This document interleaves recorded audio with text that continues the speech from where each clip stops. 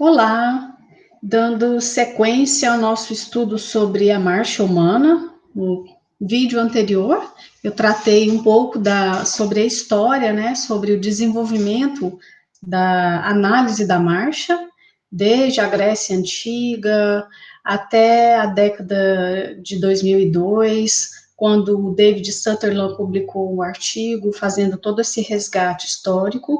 E agora a gente vai para a parte biomecânica, para a gente conhecer os parâmetros, as fases, como que funciona em cada subfase, o que está acontecendo com as articulações, o que está acontecendo com os músculos.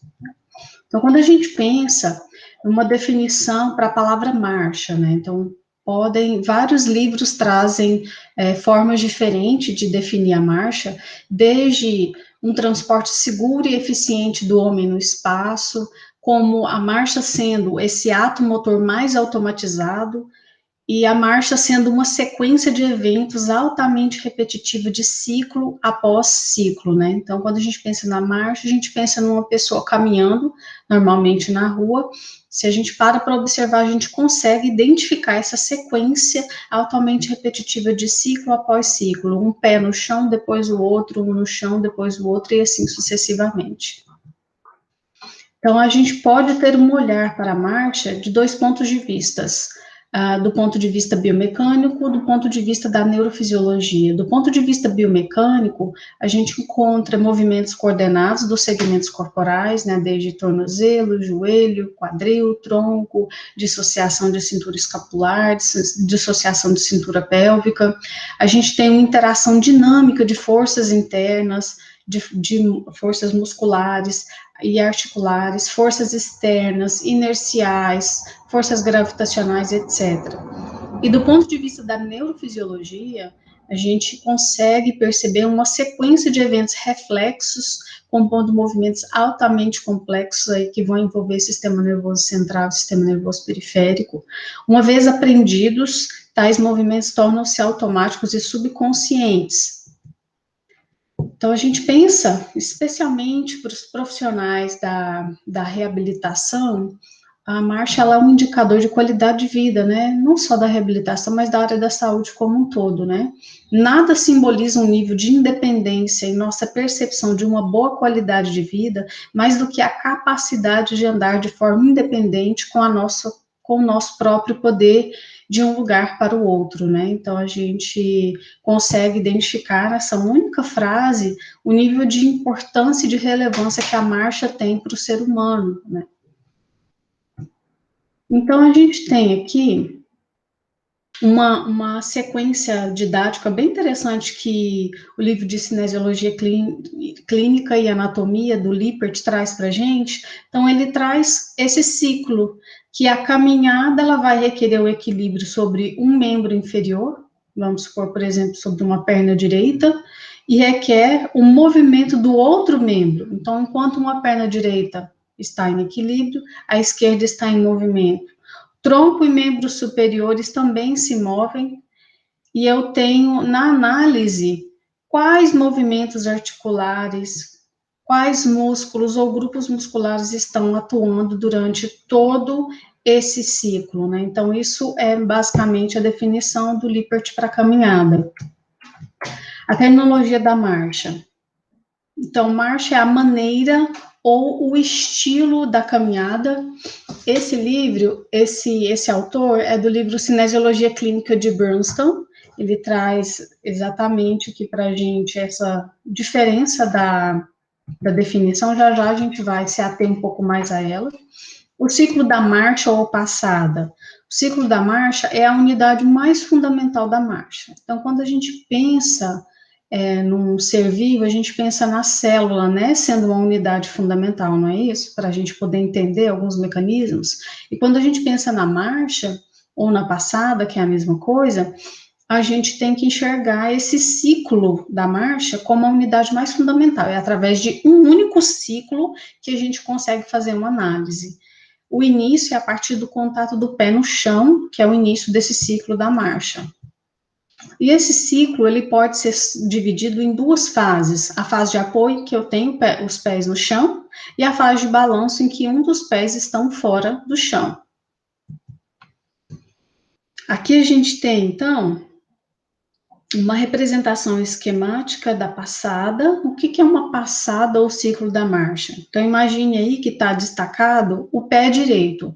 O momento que o pé direito toca o calcanhar pela primeira vez no chão, até o momento que ele toca pela segunda vez esse pé direito no chão, esse calcanhar. Então, isso é considerado um ciclo da marcha, que representa um passo direito mais um passo esquerdo. Um passo direito é a distância, então a gente pode ver aqui na imagem esquemática, de 0 a 50%. Então, do momento em que, olha só aqui, estão vendo que eu tenho uma fase de apoio? Os dois pés aqui estão apoiados no chão. Aqui eu vou repetir novamente, ó. Então, é do momento em que o pé está no chão, ao momento que o pé direito está no chão, depois o calcanhar esquerdo no chão. Então, esse aqui é o passo esquerdo, e esse aqui é o passo direito. Passo esquerdo mais passo direito, eu tenho a passada. Então, a gente tem, porque às vezes a gente procura nos livros e a gente vai estudar esses ciclos da marcha e encontra nomenclaturas diferentes. Poxa, mas como assim? Qual que é o certo, qual que é o errado? Não tem certo e errado, tem formas diferentes de se definir. Então, a forma tradicional, ela vai classificar essas subfases do ciclo da marcha pelo nome do evento que está acontecendo. Então, por exemplo, movimento do calcanhar, apoio do pé, saída do calcanhar e saída dos dedos do pé. É o nome do evento que está acontecendo. Aí a gente tem um outro que é o mais comum, que é o do Dr. Jacqueline Perry, que são, as nomenclaturas são dadas de acordo com as tarefas funcionais. Então, a gente tem o contato inicial, que é o calcanhar no solo, resposta à carga, apoio médio, apoio final, pré-balanço, balanço inicial, balanço médio e balanço final. Então, essa diferença de nomenclatura se dá pelo sistema que a gente está classificando. A gente tem que a fase de apoio da marcha, de uma forma geral, ela representa 60% do ciclo, né? Então, 60% do ciclo da marcha, eu vou ter os dois pés no chão. Então, eu tenho essa subdivisão. A primeira subfase da fase de apoio é o contato inicial.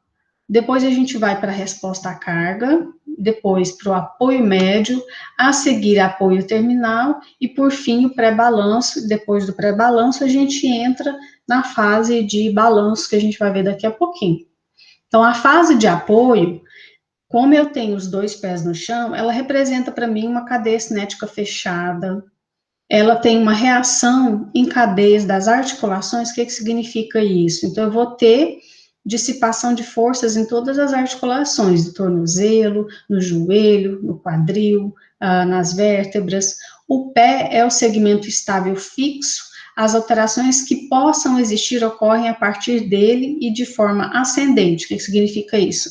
De baixo para cima. A fase de apoio, conforme o David Magee, como que ele caracteriza, nesse livro do David Magee, como que ele vai caracterizar essa fase de apoio.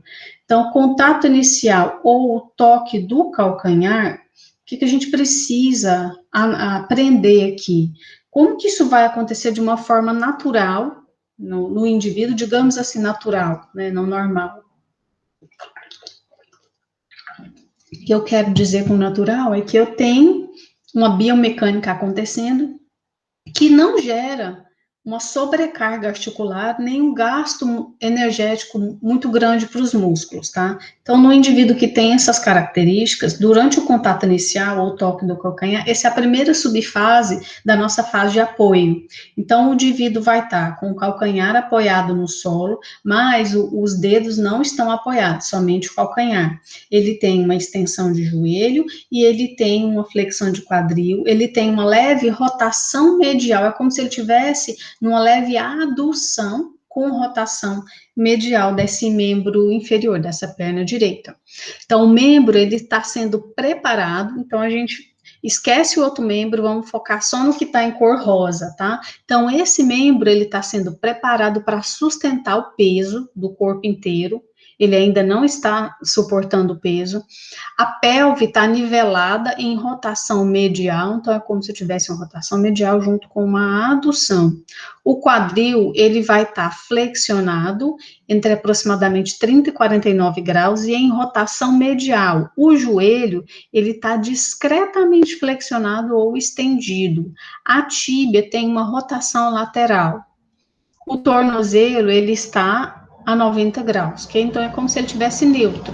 Eu não tenho nenhum excesso de dorsiflexão e nenhum excesso de flexão plantar. O pé, ele está supinado, o retropé, ele está evertido, eu tenho pouca força passando através do membro. Então, essa é a característica que a gente tem de um indivíduo com a biomecânica, que não vai gerar um desgaste articular, nem um gasto energético muito alto. Quais são as limitações? O que pode acontecer com o sujeito que pode limitar essa subfase do contato inicial? Então, eu posso ter desde uma dor no calcanhar, que pode prejudicar o contato inicial, um joelho fraco, ou a musculatura dorsiflexora fraca. Que imagine vocês que vocês querem colocar o calcanhar de vocês no chão, mesmo sentado ou em pé, você tem que contrair o tibial anterior para fazer essa contração e colocar o calcanhar, senão você vai apoiar o pé inteiro no chão, não é isso que a gente quer. Então, o indivíduo que ele tem dor no calcanhar, ele pode aumentar a flexão do joelho para compensar isso, para ele não colocar o calcanhar de uma vez. E aí, o que ele vai fazer? Em vez dele fazer a dorsiflexão, ele vai fazer uma flexão plantar, porque em vez de apoiar o calcanhar, ele vai querer apoiar o antepé, que é uma defesa dele para ele não sentir dor. Então, isso é uma limitação, isso é, por exemplo, um indivíduo que apresenta isso, aumentou a flexão do joelho na fase do contato inicial, teve uma flexão plantar precoce, ele pode ter uma dor no calcanhar, tem que investigar qual que é essa causa, então pode limitar. Enquanto fui fazer uma análise de marcha, encontrei o meu paciente quando ele vai fazer a extensão do joelho, ele usa a mão, ou ele bate o calcanhar forte no solo para fazer a extensão. Então, isso aí vai me representar um joelho fraco, e eu tenho que investigar o que está acontecendo, né? Os dorsiflexores fracos, tibial anterior do pé, ele vai descer com força, não vou conseguir apoiar o calcanhar. É como se eu fizesse uma marcha, na hora de fazer o apoio do calcanhar, eu venho arrastando, tá? Eu venho arrastando o meu antepé. Então, o pé vai descer com força, e isso pode acontecer em casos de neuropatia fibular, lesão raiz nervosa lá na quarta vértebra lombar, contratura, inflexão ou espasticidade do joelho, tá? Então, a gente observa todos esses padrões na fase inicial. O que eu tenho? Por isso que, às vezes, é interessante filmar o paciente, colocar em câmera lenta e verificar em qual subfase ele está com problema. Identificou, ou aumenta a flexão do joelho, ou flexão plantar precoce, o que está acontecendo com esse calcanhar? Identificou que ele está fazendo a extensão com o uso da mão, ou está batendo o calcanhar com firmeza contra o solo, o que está acontecendo com esse joelho, né? O pé desce com força, o paciente não está conseguindo fazer a dorsiflexão, o que está acontecendo com essa musculatura dorsiflexora? Então, esse é um raciocínio clínico, a gente primeiro tem que entender o que é normal nessa subfase, que foi o que a gente acabou de ver, né? O membro está sendo preparado, eu tenho que ter esse apoio de calcanhar com a dorsiflexão, uma rotação medial do quadril com uma flexão, então tudo isso eu tenho que analisar, isso aqui tem que estar dentro do parâmetro de normalidade, e quando eu vou analisar, se eu encontrar diferenças do que eu estou vendo aqui, eu preciso entender o que pode estar acontecendo com o meu paciente, não necessariamente pode ser que a gente encontre algum caso fora disso daqui. A resposta à carga ou aceitação do peso é a segunda subfase da nossa fase de apoio da marcha, que representa 60% do meu ciclo da marcha. O que está acontecendo nessa fase? Aqui, observem vocês que eu já tenho um apoio de todo o pé, não só do calcanhar, mas do arco e do antepé. O meu joelho, ele está caminhando para uma flexão maior. Então, o membro aqui, ele é capaz de sustentar o peso do corpo? Isso é importante observar. O tronco tem que estar alinhado com o membro inferior de apoio, não pode ter, nem estar muito flexionado, inclinado para frente, nem muito para trás. O quadril move-se para a extensão, o quadril que aqui, ó, estava flexionado, aqui ele está indo em direção a uma extensão, o joelho está flexionando de 15 a 25 graus, o tornozelo está numa flexão plantar, o retropé está invertido, o pé está pronado, né? Então ele vai desbloquear e vai permitir a adaptação a diferentes terrenos e posturas, e o antepé está pronado. As respostas anormais dessa subfase. O joelho com ausência de movimento ou movimento excessivo por causa de fraqueza do quadríceps pode resultar numa resposta anormal. O indivíduo pode não conseguir fazer essa contração. Eu posso ter uma contratura dos flexores plantares. Quem são os flexores plantares? A gente tem desde tríceps sural, os gastrocnêmios, o sóleo, e a gente tem o tibial posterior, que é o mais profundo, ou espasticidade também. A terceira subfase da fase de apoio do ciclo da marcha é o apoio médio ou apoio sobre o membro. Observem vocês aqui, ó, como que o joelho ele começa a flexionar o tornozelo e ele é bloqueado 5 a 8 graus de dorsiflexão. Então, o que a gente tem nessa subfase aqui? Eu tenho a sustentação sobre o pé imóvel. Observem aqui que no apoio médio, esse membro que está em coloração rosa, ele está aguentando o peso do corpo praticamente sozinho. Eu tenho uma sustentação sobre o pé imóvel, eu tenho o peso do pé distribuído de maneira uniforme, né, tanto no antepé, retropé, médio pé, a pelve com discreta queda para o lado do membro inferior, em fase de balanço. Eu tenho uma extensão máxima do meu quadril, então eu comecei com a flexão de quadril lá no apoio do calcanhar e estou vindo em direção à extensão. E esse quadril começou com a rotação medial, agora ele está indo para uma rotação lateral. Eu tenho uma maior força que é aplicada sobre o quadril.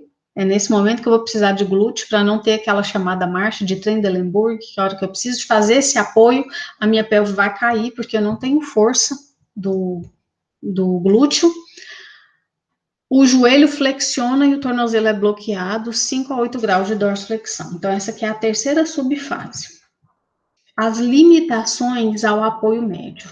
O que pode acontecer, o que eu posso encontrar? Indivíduo com dor no quadril, ou com dor no joelho ou dor no tornozelo. Então, o que pode acontecer na fase do apoio médio? Então, eu tenho encurtamento dessa fase. O paciente, ele vai acelerar para fugir da dor, então ele não quer passar muito tempo apoiando, descarregando o peso nesse membro que está doloroso, seja a dor em quadril, em joelho ou tornozelo, ele vai passar rápido por essa fase, que é como se você observasse o indivíduo mancando, né, em claudicação, ele vai mancar mais ou menos aí nessa subfase. Se eu tiver uma fraqueza de glúteo médio, né, a raiz nervosa de L5, aquilo que eu falei agora, eu tenho o sinal de Trendelenburg presente, o glúteo não consegue sustentar a pelve para passar por essa fase. A quarta subfase da nossa fase de apoio da marcha é o apoio terminal ou elevação do calcanhar. Então, a pelve, observem de novo o membro em coloração rosa, a pelve inicia nivelada e rodada posteriormente, a seguir, a baixa em direção ao membro inferior em balanço, o calcanhar em posição neutra e discreta rotação medial, o joelho está estendido, com a tíbia em rotação lateral, o tornozelo em flexão plantar ajuda a suavizar o trajeto do centro de gravidade. O pé move-se para frente, somente o hálux, que é o dedão do pé, permanece em contato com o solo. E o antepé passa da inversão para a eversão. Lembra quando a gente vai lá para o laboratório estudar os ossos do pé, que a gente tem que o metatarso do hálux, ele é o mais grosso de todos os metatarsos, e a falange também, exatamente porque ele precisa sustentar o peso nessa subfase de apoio terminal ou elevação do calcanhar, tá? E aqui a gente tem a nossa última subfase, que é a quinta subfase da fase de apoio da marcha, que é o pré-balanço ou elevação dos dedos.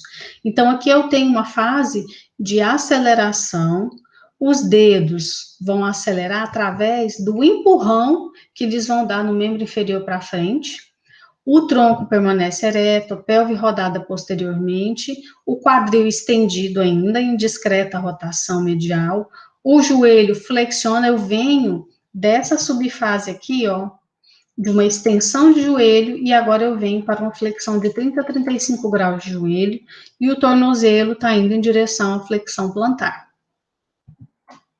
Quais são as limitações dessa última, da quinta fase da fase de apoio?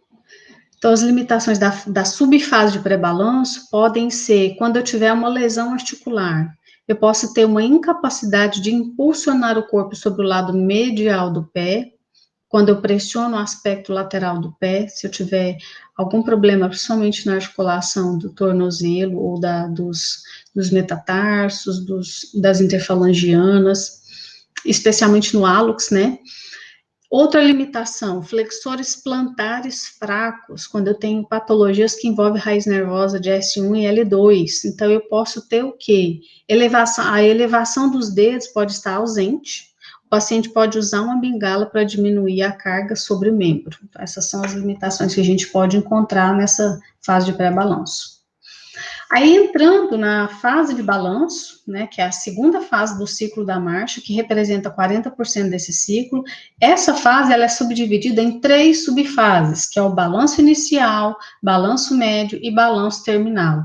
Então, aqui eu já vou ter uma cadeia cinética aberta, o pé não está em contato com o solo, eu tenho o estresse sobre o membro inferior, são menores, ocorrem alterações na coluna através da pelve, do quadril, do tornozelo e do pé. A pelve e quadril provém a maior parte da estabilidade do membro inferior nessa fase de balanço. O que está acontecendo no balanço inicial? Então, de novo, lá na perninha cor-de-rosa. Então, no balanço inicial, eu tenho flexão e rotação medial do quadril, eu tenho flexão do joelho, o tronco alinhado, o tornozelo continua a flexionar na direção plantar, supinação do pé, eversão do retropé, contração dos dorsiflexores tibial anterior, para permitir a elevação do pé no solo. Se eu tiver fraqueza aí de tibial anterior, ele vai fazer o quê? Vai arrastar. O pé vai ficar caído. Joelho posicionado em flexão máxima de aproximadamente 60 graus. As limitações ao balanço inicial. Então, se eu tiver, eu estou tendo uma flexão, né, na verdade, eu estou tendo aqui uma flexão de joelho, uma flexão e rotação medial de quadril. Então, o quadríceps fraco, a pelve vai impulsionada para frente pelos músculos do tronco para prover o momento para frente para o membro inferior. O que vai acontecer, então, na segunda subfase da fase de apoio, da fase de balanço da marcha. Então, a gente está falando agora da segunda subfase da fase de balanço do ciclo da marcha. Então, o balanço médio, o quadril continua a se flexionar e rodar internamente, o joelho continua a se flexionar também, o tornozelo, ele está já a 90 graus durante os primeiros 25 dessa fase de apoio. Para quê? Para permitir o desbloqueio do pé e das articulações médio-tarsais. Eu tenho o antepé supinado, o retropé evertido. Quais são as limitações no balanço médio, né? Se eu tiver dorsiflexores fracos, aquilo que eu falei, posso ter o pé caído, né? Então, a marcha é um tipo de marcha escarvante. O quadril flexiona excessivamente para os dedos não tocarem o chão. O balanço terminal, que é a última subfase da fase de balanço. O quadril continua a se flexionar e rodar internamente, o joelho atinge extensão máxima, o tornozelo flexiona dorsalmente, supinação do antepé, eversão do retropé, os isquiotibiais se contraem para desacelerar o balanço. Quais são as limitações que eu posso ter? Em caso de fraqueza de S1 e S2, o toque do calcanhar pode ser excessivamente forte para bloquear o joelho em extensão. Essa é uma das coisas que a gente pode ver. O ciclo da marcha, então aqui a gente tem uma representação esquemática, se eu considerar o ciclo começando de 0 até 100%, né? Então, até 60%, eu tenho a fase de apoio, e dos 60 em diante, eu tenho a fase de balanço, tá? Que aqui fase de balanço, 40%. Aí a gente estuda, como que a gente faz isso, então? A gente faz uma análise de um ciclo do paciente, eu posso filmar ele andando, depois posso colocar em câmera lenta, aí vou identificar as 5 subfases da fase de apoio, e depois identifico as 3 subfases da fase de balanço. Ok, o que mais que eu posso avaliar? Não tem como, pessoal, eu pensar em exercício terapêutico sem entender aonde que, se o paciente tem algum problema na marcha, em qual dessas subfases está o problema. E aí, identificando aonde que está, aí eu identifico qual é o problema para poder traçar o meu plano terapêutico. Eu também posso avaliar através da cinemática. Eu tenho características espaciais e temporais, deslocamentos angulares da articulação. Como que eu vou analisar isso, então? Então, eu tenho alguns descritores que eu posso colocar na minha ficha de avaliação. Comprimento da passada, o comprimento do passo, tá? Então, o indivíduo, ele tá... Você pode usar isso daqui com uma fita métrica, por exemplo, você pode fazer o comprimento da passada e o comprimento do passo. A largura do passo e o ângulo do pé. Descritores temporais da marcha, a cadência, que é a quantidade de passos por segundo ou por minuto, o tempo da passada, quanto tempo ele demorou para completar uma passada, o tempo do passo, quanto tempo ele demorou para completar o ciclo da marcha, que é a passada, e quanto tempo ele demorou para completar o passo. E a velocidade da marcha também, que você pode calcular com um cronômetro e talvez um podômetro, para você calcular quantos passos ele deu em determinado percurso. Então, aqui a gente tem, vamos supor que você pode utilizar até aqueles papéis ou marca do pé no chão em algum lugar para ele pisar. Ele vai vir pé direito, pé esquerdo. Então, do momento que, olha só, que o pé direito tocou pela primeira vez e depois pela segunda vez o pé no chão, eu tenho uma passada, tá? Então, eu vou medir essa distância, ó, daqui desse calcanhar até chegando aqui nesse calcanhar. Então, aqui eu tenho o comprimento da passada, que ele é normalmente de 144 centímetros, normalmente no indivíduo, né? Aí você pode pedir para ele caminhar, sei lá, tinta guache, alguma coisa, vai ficar essas marquinhas, você vai lá e mede, tá?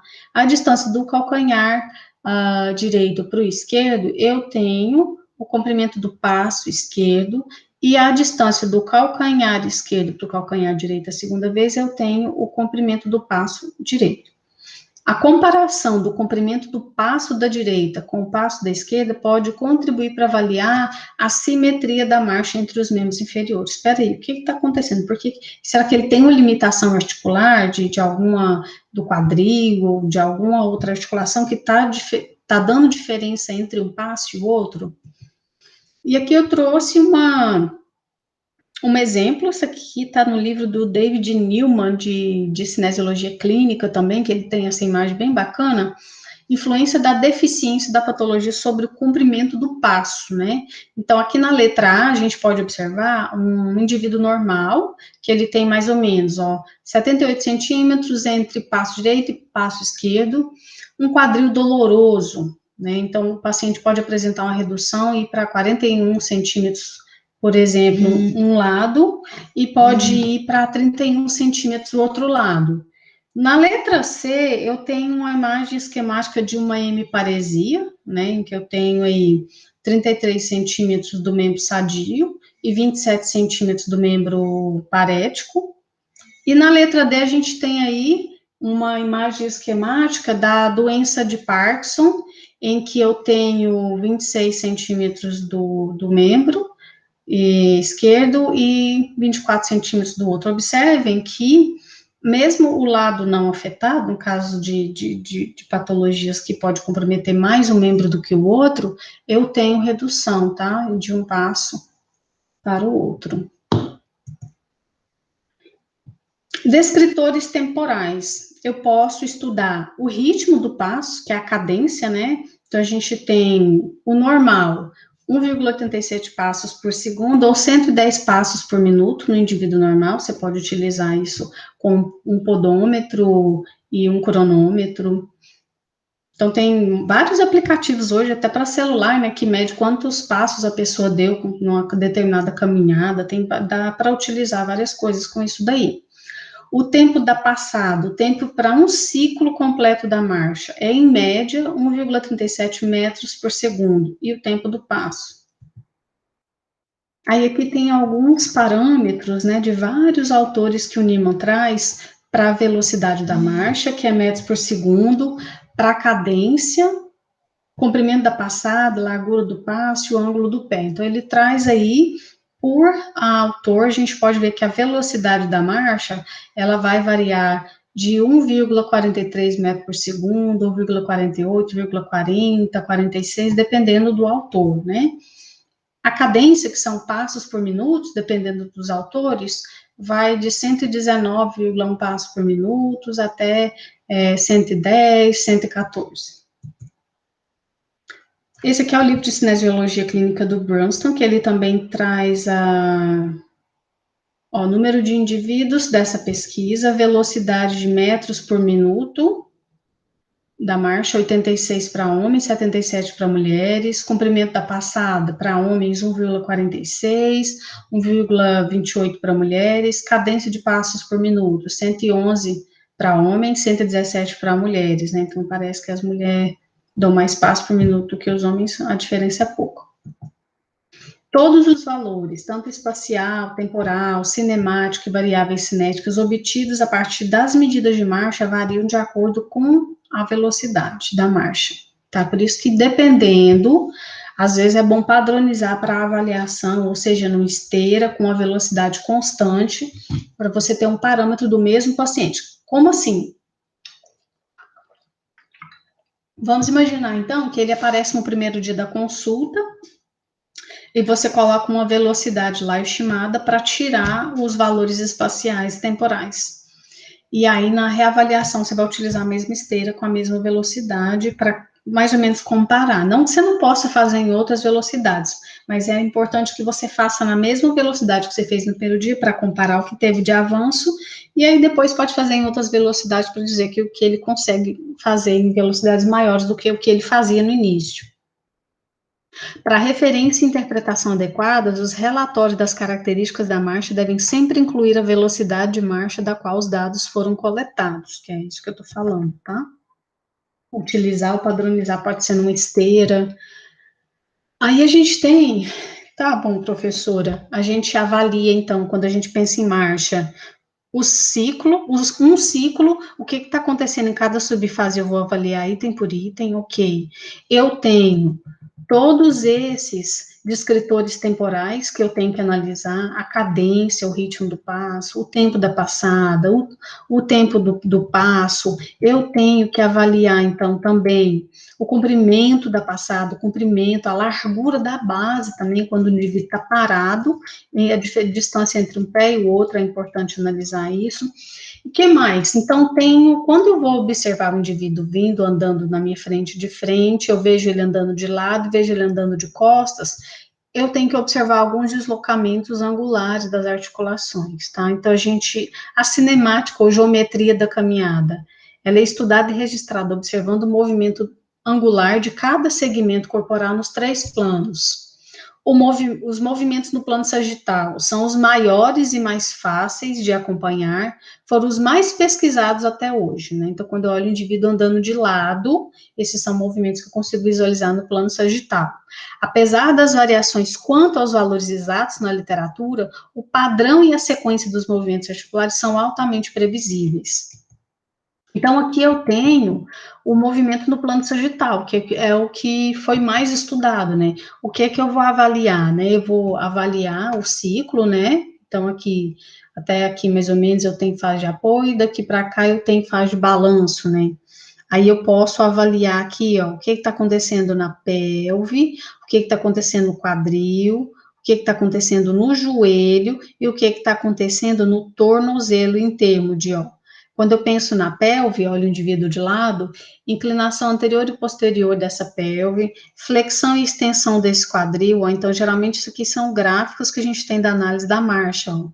Então ele começou aqui, ó, o contato inicial que a gente viu lá, que é a primeira subfase da fase de apoio, ele tá com o joelho flexionado a mais ou menos 30 graus e tem uma rotação medial que está acontecendo nesse quadril, né? Então, à medida que ele vai progredindo, a subfase da fase de, ó, até ele chegar na fase final, ó, de apoio, né, que é cadeia cinética fechada, ó, ele vem de flexão e vai caminhando em direção à extensão, extensão, extensão, extensão, chegou na fase final, da fase de apoio, aí ele vai para a cadeia cinética aberta, e aí ele começa a subir para a extensão de novo, até ele chegar na última subfase de balanço final, da fase de balanço. Então, é interessante observar aqui ó, o que aconteceria no indivíduo normal, e quando você tem algum exame específico, o que está acontecendo, o que você consegue ver no gráfico do seu paciente. E o joelho da mesma forma, né? Quando eu tenho aqui, ó, a fase de apoio do calcanhar, o apoio inicial, o contato inicial. Então, mais ou menos, o meu joelho, ele tá mais ou menos neutro, ele tá mais para em direção à extensão. À medida que eu começo, então, a progredir fase de apoio, né, eu começo a aumentar a flexão, flexão, flexão, aí ele vem para a extensão de novo, aí ele sobe para a flexão lá na fase de balanço, né? Então, na fase de balanço é que aqui, ó, essa daqui, ó.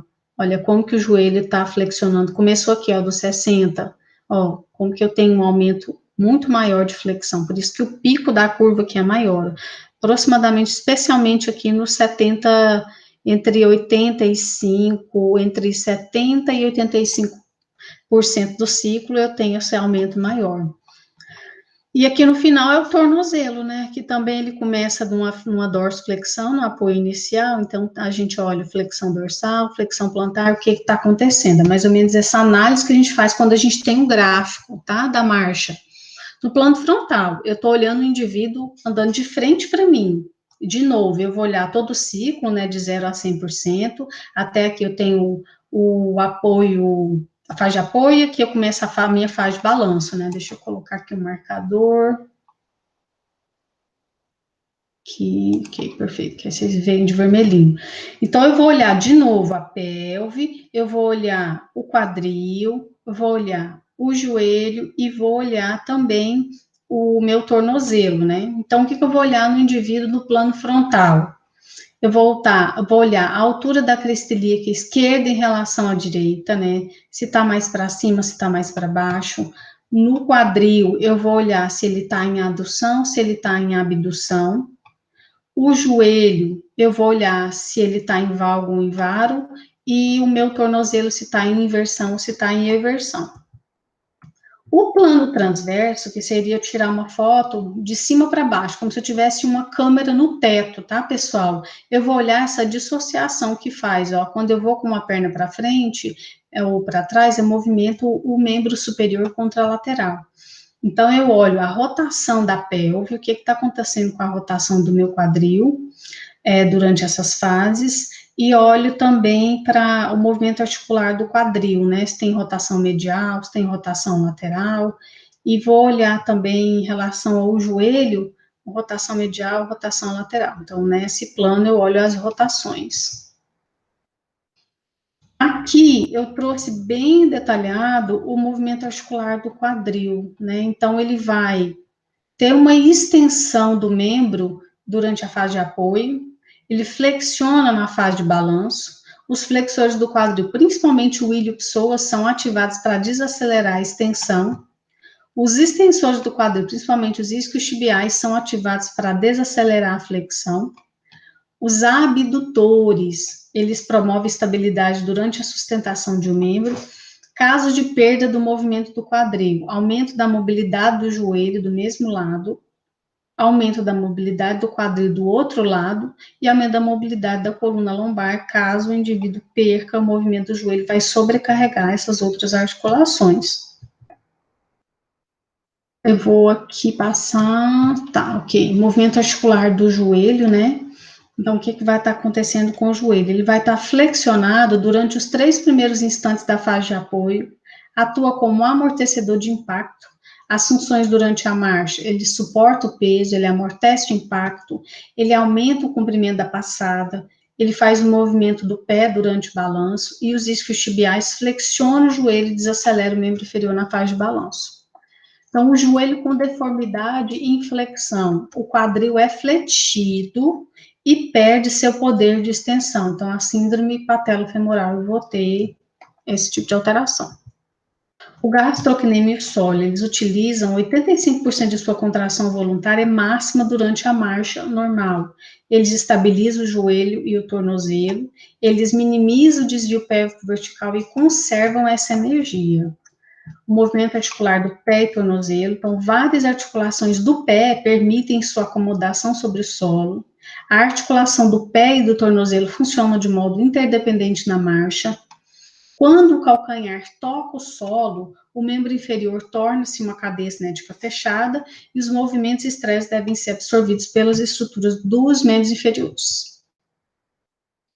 Aí aqui eu vou deixar para passar com vocês um pouco mais perda da flexão na neuropatia, falta de estabilidade causada pelo tríceps sural, força de reação ao solo. Eu vou deixar essa parte aqui das patologias para o próximo vídeo, em que a gente vai começar a pensar no tratamento, né, na definição do plano terapêutico. E por último, eu tenho que a gente consegue ver nas plataformas de forças também, que é a relação entre a força de reação ao solo, né, que a gente consegue ver aí, essa imagenzinha aqui em vermelho, aonde que eu tenho que o peso vai aumentar durante a fase de apoio, né? Ele começa no calcanhar, ele vai em direção ao médio pé, ao antepé, até chegar no hálux. Aqui eu deixei para vocês a atividade muscular, eu tenho a fase da marcha, o que está acontecendo no tornozelo, no joelho e no quadril, os deslocamentos angulares, que eu acabei de falar aqui, acho que eu estou só repetindo, eu esqueci de dar uma olhada nesse excesso de informação aqui. Então, aqui eu tenho o deslocamento do centro de massa, né? Na Grécia Antiga, tinha uma coisa interessante, como que eles faziam isso daqui. Eles pegavam o indivíduo ou amarravam uma pena na cabeça da pessoa, a pessoa andava numa região com uma tinta, né, para ver o que acontecia lá no teto, ou do lado também com uma pena, com a tinta, a pessoa ia andando e ia vendo o que ia acontecendo, né. Então, a gente tem que, quando o indivíduo anda, o centro de massa dele pode deslocar para cima, ou vertical, um total de 5 centímetros, e pode deslocar da lateral, que é um total de 4 centímetros. Pessoal, professor, então tudo isso que a gente acabou de ver vai passar pela minha avaliação específica da marcha. Tem mais alguma coisa interessante? Tem. Então, a gente tem etapas da avaliação da marcha. Eu vou observar, claro, eu vou fazer minha consulta inicial, toda a minha anamnese, eu vou partir para o meu exame físico, a inspeção, a palpação, teste de mobilidade, de amplitude, teste de força muscular. Então, eu vou ver qual que é a integridade desses membros inferiores, se eles têm patologia que acomete esses membros, observar os parâmetros, né, de anormalidade da marcha. Aí a gente tem, eu faço, na hora de fazer o exame da marcha, eu começo a observar desde a entrada do paciente na sala, no meu consultório, eu observo se tem alguma deformidade nos membros inferiores que possa comprometer a marcha, eu vou verificar em qual componente, qual fase da marcha está o problema. Pode-se recorrer a 2 métodos, protocolo de deambulação e análise observacional da marcha, que foi essa que eu descrevi para vocês até agora, que eu posso filmar, que eu posso medir com a fita métrica, que eu posso calcular a velocidade, e o protocolo de deambulação. Aí tem aqui um exemplo de alguns protocolos de deambulação. Para que serve isso? Então, eles vão tentar categorizar a análise da marcha utilizando pontuações funcionais ou métodos semi-quantitativos. O que é isso? São questionários já validados que você pode utilizar, né? Então, aqui eu trouxe a tabela de artigos que utilizaram análise observacional, o número de pacientes, o objetivo e as escalas. Então, descrever a análise da velocidade de marcha rápida em indivíduos saudáveis. Então, eu tenho aqui cronômetro e pista de 10,79 metros. Analisar a variabilidade das avaliações de função muscular em pacientes.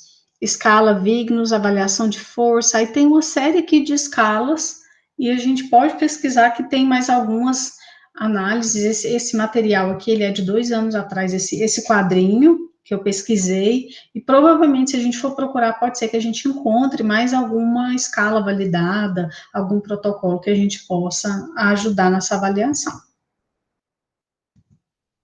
Então, a análise observacional é o que a gente já viu. A avaliação, eu observo lateralmente, eu observo anterior e posterior, e a pista da marcha deve ter ao menos 10 metros para poder avaliar o paciente. Então, na observação lateral, eu observo a harmonia e regularidade dos passos, os movimentos sagitais do tornozelo, pé, do joelho e quadril. Na observação anterior e posterior, eu analiso o afastamento entre os passos, os joelhos, principalmente as básculas laterais da pelve, que são essas rotações. A pista da marcha deve ter, então, 10 metros, o número de passos analisados deve ser pequeno, e os primeiros e últimos passos são uma boa referência para utilizar. Outros exames dinâmicos que podem ser usados, marcha em várias velocidades, como eu falei, né, que você pode utilizar uma esteira para você graduar a velocidade, marcha sobre vários tipos de piso, linha ou tábua, terreno inclinado, inclinação lateral, subida e descida de uma escada ou degrau, tá? Então, aqui tá as referências que eu utilizei: Cinesiologia Clínica de Brunston, métodos de avaliação clínica e funcional em fisioterapia, Cinesiologia Clínica e Anatomia de Lippert, avaliação músculo-esquelética do David Magee, Cinesiologia do aparelho músculo-esquelético, fundamentos para a reabilitação do David Newman, tá? Espero que tenham gostado. Eu vou disponibilizar esse material para vocês depois. Muito obrigada pela participação, até a próxima.